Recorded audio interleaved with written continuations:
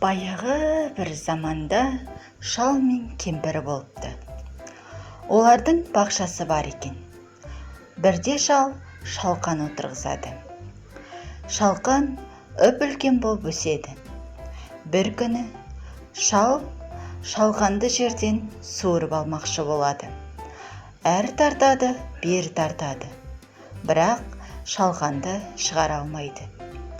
Шал көмекке кемпірін шақырады. Кемпір шалдан шалқаннан ұстап, әр тартады, бер тартады. Бірақ орнынан қозғалта алмайды. Кемпір көмекке немере қызын шақырады. Немересі кемпірден, кемпір шалдан шалқаннан ұстап, әр тартады, бер тартады. Тағы да суырып шығара алмайды. Немере қызы итін шақырады.